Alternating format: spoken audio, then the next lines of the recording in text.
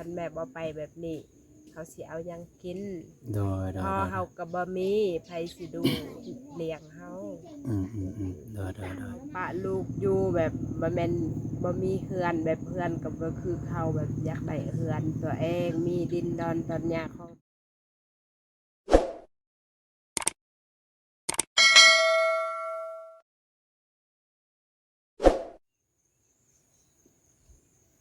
พี่น้องเอ้ย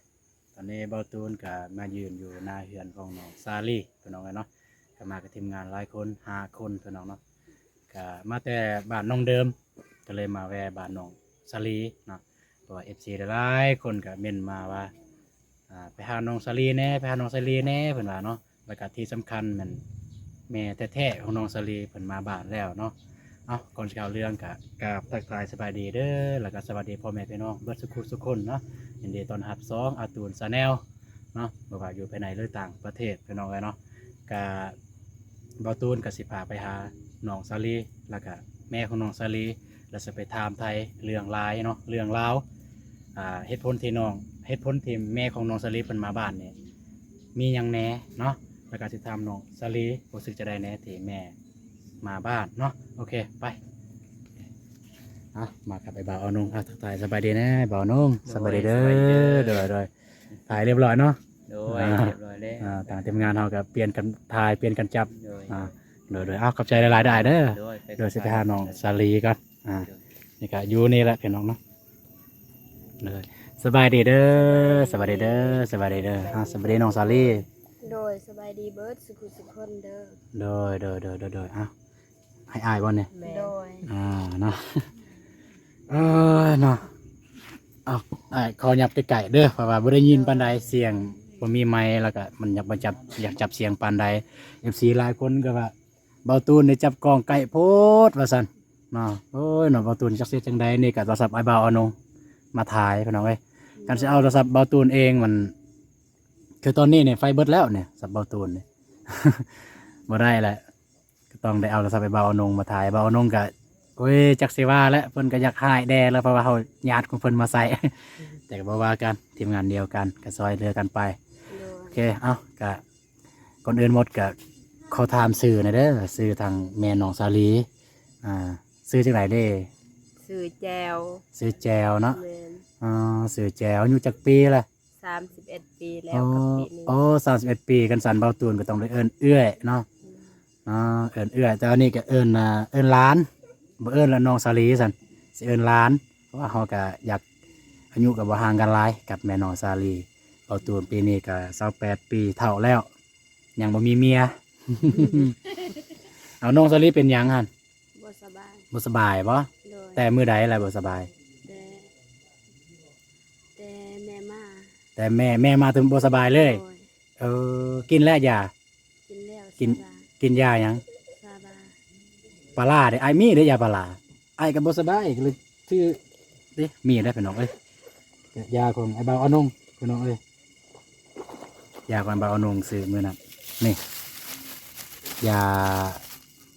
ดีวัดเป็นวัดบ่อนพี่น้องเนาะน้องสลีเป็นวัดแป๊บเดี๋ยวบ่าวตูนสิเอายาให้ก่อนได้บ่นี่ก็สิได้อยู่เนาะ อยู่ในธงบ่าวตูนแต่ดนละเนี่ยยานหมดอายุแล้วบ่จักยาเนี่ยแต่บ่าวตูนบ่สบายในช่วงหนึ่งไปบ้านน้องเดิมบ่สบายก็เลยกินยาเอาอันนี้ยาเดียวัดเฮ้ยบ่แมนนี่ยาเดียวัดเอา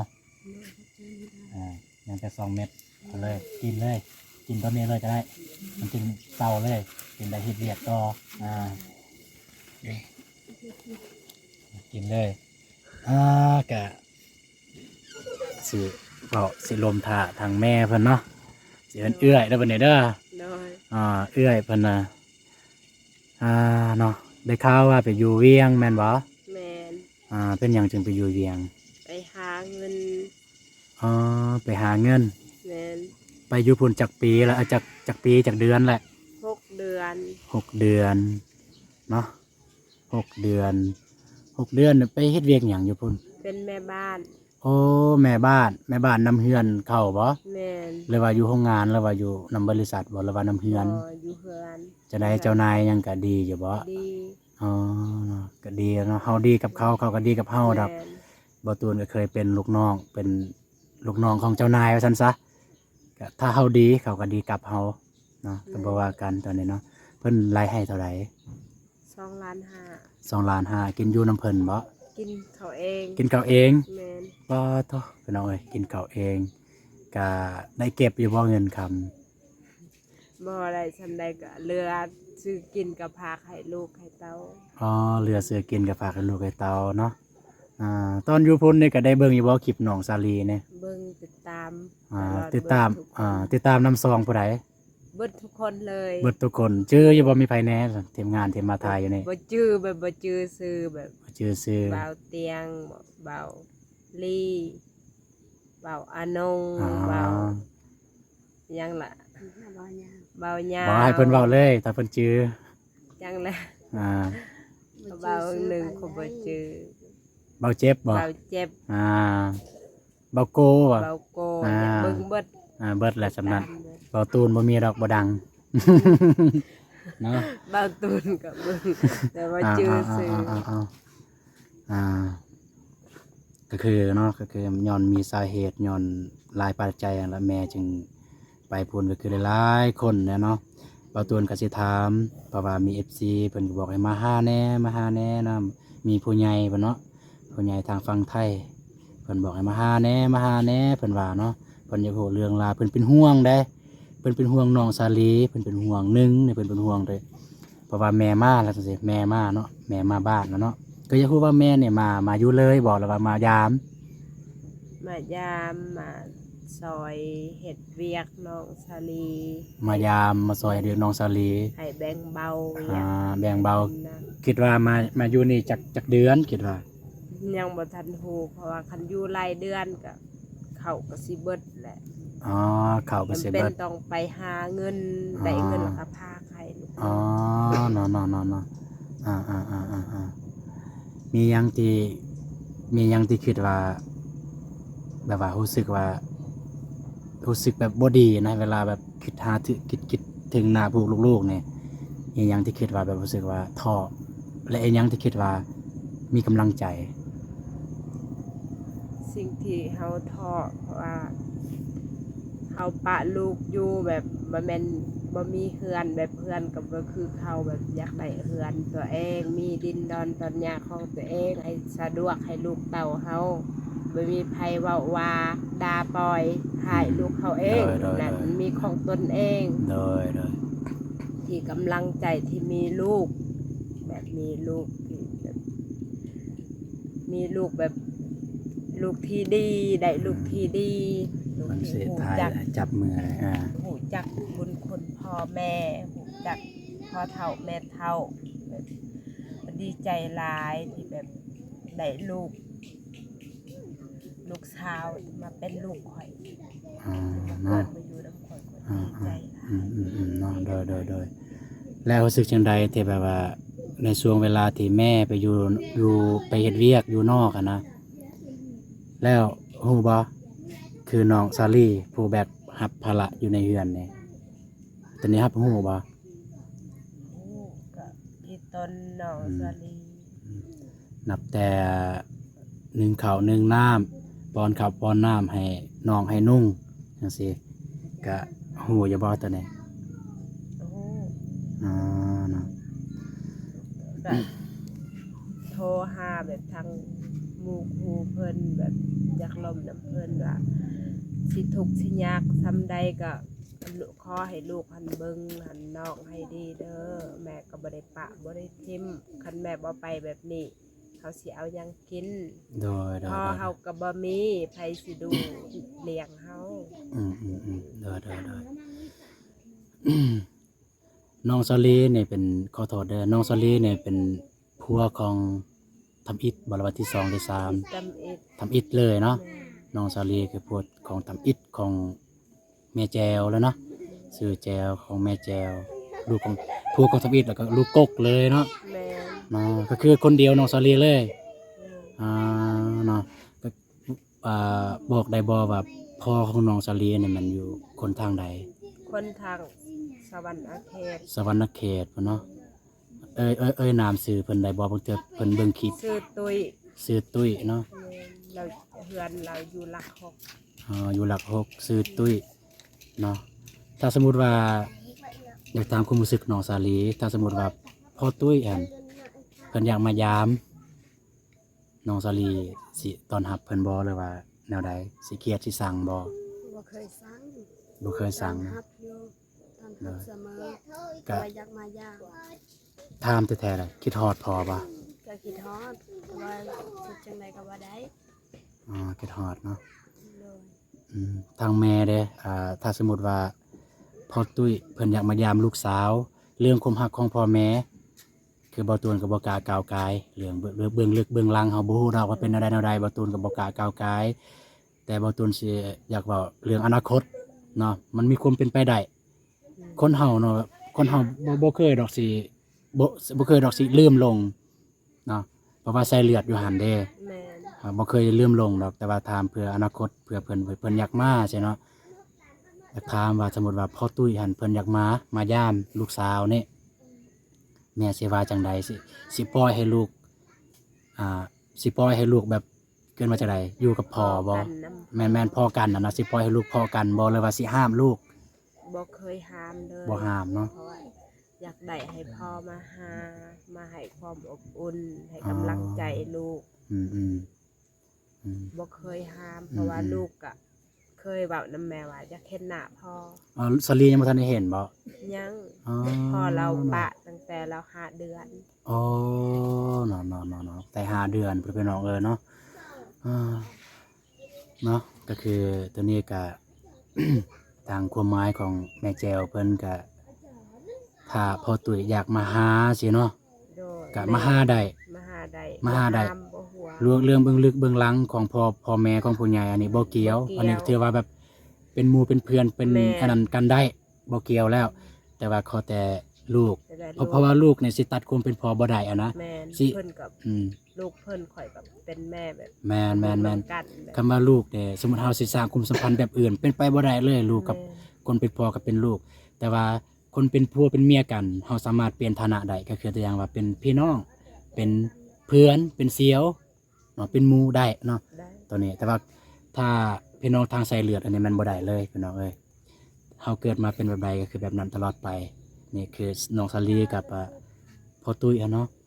เกิดมาเป็นพ่อลูกกันจะได้ก็เป็นพ่อลูกตลอดไปเนาะ โดย เนาะก็คือเบาตูนกับรวมกับผู้ใหญ่เพิ่นทาง FC หยังก็หลายๆคนเม่นมาว่าให้ไปหาน้องสาลีว่าไอ้ต้นยันว่าทีมงานเฮาปะก็บ่ได้ปะเด้อพี่น้องเอ้ยบ่ได้ปะเพียงแต่ว่า 2-3 มื้อหลังนี้เฮาก็ไปทางนั้นเพราะว่าก็บ่แม่นว่าน้องสาลีบ่ได้ลำบากคือกันพี่น้องเอ้ยแต่ว่ามันก็หลายครอบครัวหลายคนหลายเคสที่ลำบากเนาะเนื่องจากว่าไอ้บาวลีเพิ่นก็มีเครื่องเครื่องมือสองส่งเสื้อบ่จังซี่เฮาก็ไปเลาะไปเบิ่งเขตนั้นเขตจนฮอดเมืองละมามแขวงสิกองปูนเลาะเบิดเลยไปเลาะไปถามชีวิตความเป็นอยู่พี่น้องประชาชนแถวนั้นก็ไปแจกเครื่องเนาะก็เลยบ่ได้มาทางนี้ แต่ว่าก็สิมาเนาะจะได้ก็ต้องได้มาคิดว่าต้องได้มานั่นแผนทีมงานเฮาแต่วันนี้ก็เมื่อคืนนี้เบาตูนก็ได้ลมกับผู้ใหญ่เพิ่นว่าเบาตูนเอ้ยไปหาแน่น้องสาลีเพิ่นว่าไปหาแน่อยากฮู้เพิ่นเป็นห่วง1เด้อเพิ่นเป็นห่วงเนาะ1เนี่ยยานน้องสาลีออกโรงเรียน2ยานน้องสาลีออกโรงเรียนปุ๊บแหละเอาผัวเพิ่นย่านเนาะเพิ่นย่านตัวนั้นเพราะว่าเพิ่นกำลังแพงได้อน้องสาลีได้เพิ่นกำลังหักกำลังแพงเพิ่นย่านเพราะว่าอายุยังน้อยเพิ่นว่าเพราะว่าเพิ่นฮู้นะเขตเฮานะอายุน้อยเอาผัวไว้จังซั่นอันนั้นเพิ่นฮู้เพิ่นก็เลยเป็นห่วง แล้วก็เพิ่นห่วงเพราะว่าจังซี่เนาะเพราะว่าทางเพิ่นเห็นทางคลิปของบาวโก้ทางทีมงานเฮาแหละเพิ่นเห็นทางแม่แจวเนาะมาบ้านจังซี่เพิ่นห่วงอะไรเพิ่นอยากรู้ว่าหลังจากที่แม่แจวมาบ้านปุ๊บชีวิตน้องสาลีเนี่ยเป็นแนวใดเนาะแม่แจวให้น้องสาลีออกโรงเรียนบ่และให้น้องสาลีเฮ็ดหยังต่อไปเฮ็ดเวียกหรือไปทำงานไปกับแม่ไป ไปทำงานอยู่นครหลวงบ่อยู่นครหลวงหรือแนวใดเพิ่นเป็นห่วงตัวนี้เพิ่นว่าเนาะบ่ตูนก็เลยอยากมาถามเนาะอยากมาถามทางแม่แจวก่อนเนาะที่ให้ที่มาบ้านมาหาลูกมาหาเต้าจังซี่มีจุดประสงค์อีหยังอยากมาเนี่ยมีจุดประสงค์หยังคำถามแรก จุดประสงค์คิดทอดอยากมาซอยเวียกซอยงาน อยากให้น้องสลีแบ่งเบาอยากได้ให้น้องสลีเขาเรียนหนังสือบ่อยากให้น้องสลีไปบ้านอื่นไปหารับจ้างแม่เสียสละให้แม่เป็นคนไปให้ลูกเป็นคนอยู่เพราะว่าแพงลูกหลายบ่อยากให้ลูกไปผ่านทุกข์ผ่านยากบ้านอื่นแบบนั้นอยากได้ลูกหันไปทำไปเฮียนได้เฮียนชั้นใดก็เอาชั้นนั้นชมเขาทุกข์เขายากแบบแม่เป็นคนหาแบบแม่เป็นคนยอมแบบเสียสละแบบไปผ่านทุกข์ผ่านยากแม่ยอมทุกอย่างเพื่อลูกโดยอันนี้คือคำถามที่หนึ่งคำถามที่สองคือเพิ่นอยากรู้ว่ามาบ้านจังซี่อยากให้น้องสลีออกโรงเรียนบ่อยากให้ลูกเฮียนให้จบอยากให้ลูกเรียนให้จบเนาะถึงว่าจะแนวใดก็ตามก็อยากให้จบเนาะแล้วก็คำถามที่สามอยากให้น้องสลีนี่เฮ็ดหยังต่อหลังจากที่แม่มาเสริมเกินว่ามาเสริมในครอบครัวมาเสริมมาแบ่งเบาจังซี่อยากให้น้องสลีเฮ็ดแนวใดต่อ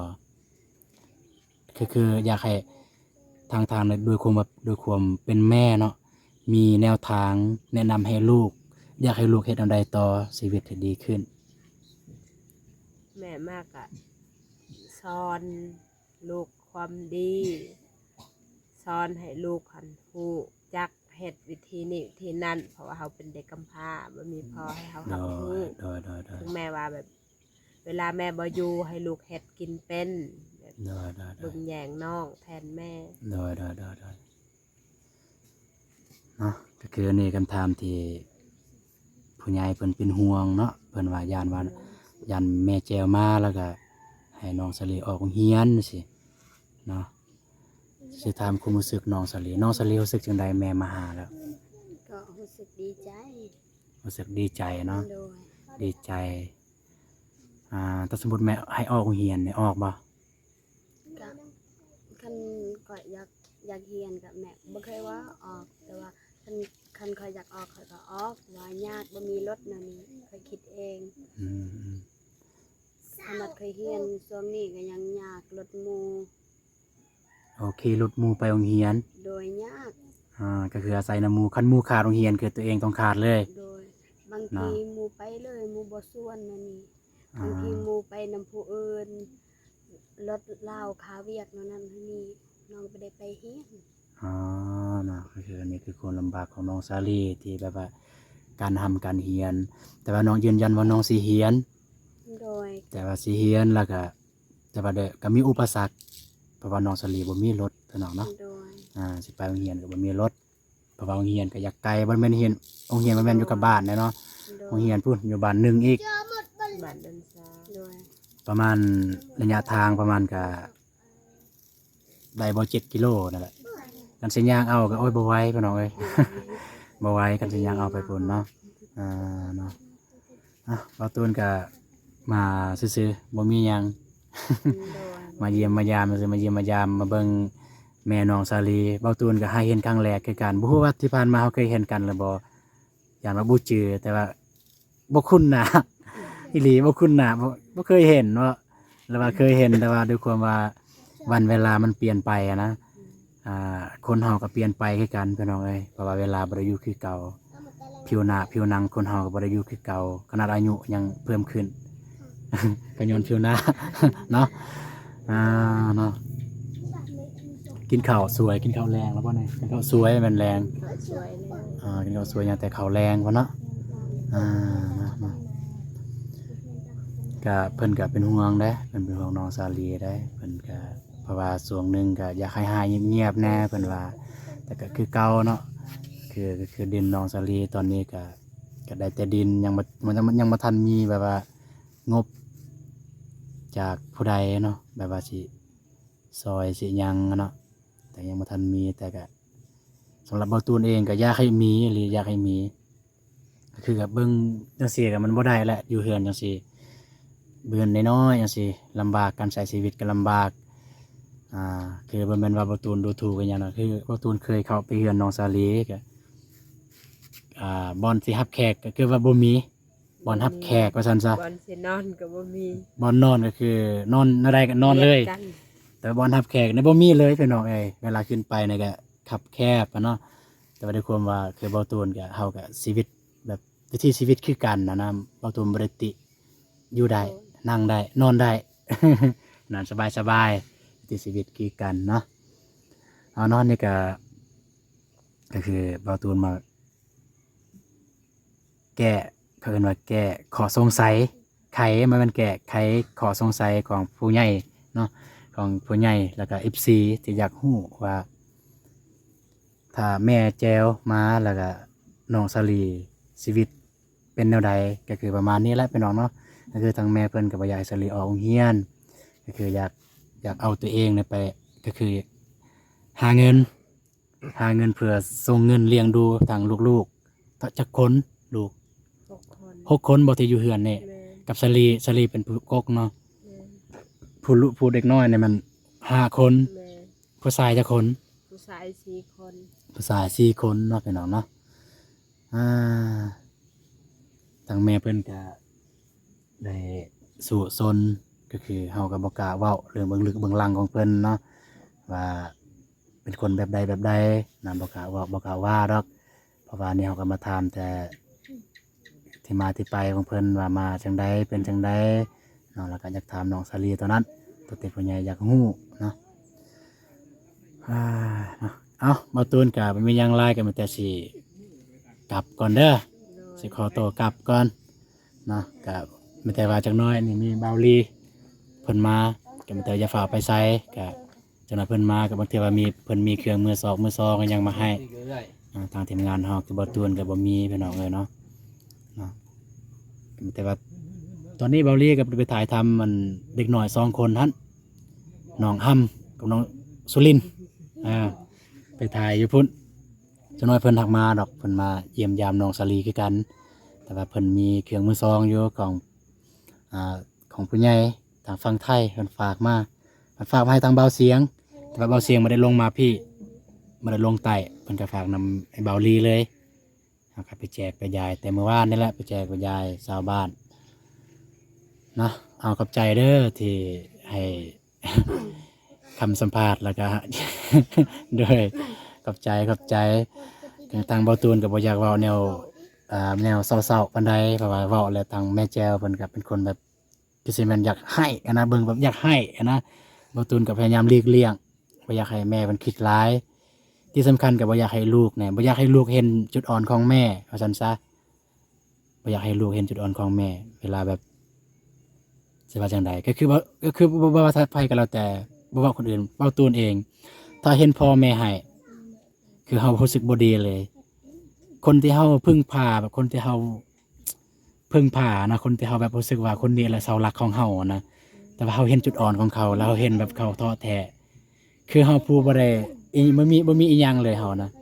มีแต่อาศัยนำตัวอย่างว่าเฮาอาศัยนำพ่อนำแม่พ่อแม่ปุ๊บพ่อแม่อ่อนแอหรือว่าเจ็บไข้ได้ป่วยเฮาผู้เป็นลูกคือแบบหมดหนทางเลยบ่ฮู้สิไปทางใดเลยแบบมืดตึ๊บเลยนะแบบบ่มีทางสิไปเลยถ้าเสาหลักมันแบบเป็นแนวนั้นเป็นแนวนี้อันนี้เนาะกับบาตูนกับบ่อยากเจาะบ่อยากเจาะอันเบื้องลึกเบื้องหลังเพิ่นก็คือบ่อยากให้น้องสาลีเพิ่นรู้สึกบ่ดีเวลาเห็นแม่แบบบ่สบายจังซี่เห็นแม่เสียใจเนาะเอาแต่สิขอตัวกลับก่อนเด้อขอตัวหลายเถื่อแล้วเอากลับก่อนขอบใจโดยกลับก่อนได้บ่ แย่ มาไกลๆก็ได้พอได้ยินเสียงเนาะเมื่อกี้นี้แกการมาถามมาไขข้อสงสัยกับคือทางซีแล้วก็ทางมีผู้ใหญ่เพิ่นเสร็จมาเพิ่นบอกให้มาถามน้องสลีแด้แล้วก็มาถามแม่น้องสลีแด้ว่าหลังจากที่แม่น้องสลีเพิ่นมาเนาะแม่น้องสลีสิให้น้องสลีเฮ็ดจังไดต่อให้เอาโรงเรียนบ่เพราะว่าเพิ่นเป็นห่วงเพิ่นน้องเอ้ยเพิ่นห่วงยานน้องสลีเอาโรงเรียนเนาะแต่ว่า แม่น้องสาลีเพิ่นบ่ได้ให้น้องสาลีออกเรียนเด้อเนาะเพิ่นอยากให้น้องสาลีเรียนจนจบพุ่นแหละแล้วเพิ่นก็ว่าสิหาเงินสิหาซ้ำสิหาได้ให้น้องเพื่อน้องสาลีได้เรียนต่อบ่ว่าแต่น้องสาลีน้องนุ่งที่ยังน้อยก็ยังสิเข้าเรียนต่อเนาะซ้ำที่เรียนได้แต่ถ้าคนใดที่แบบบ่เรียนก็บังคับกันบ่ได้เนาะก็คือน้องสาลีก็เพิ่นก็อยากเรียนเนาะโอเคสำหรับคลิปนี้ก็บ่าวตูนสิขอจบคลิปอยู่บนนี้เลยเด้อเนาะก็ต้องขอบใจทางFC ทุกท่านที่ติดตามรับชมคลิปของบ่าวตูนแต่จนจบสำหรับคลิปนี้ขอกล่าวคำว่าสบายดีเด้อเนาะเจอกันในคลิปต่อไปบ๊ายบาย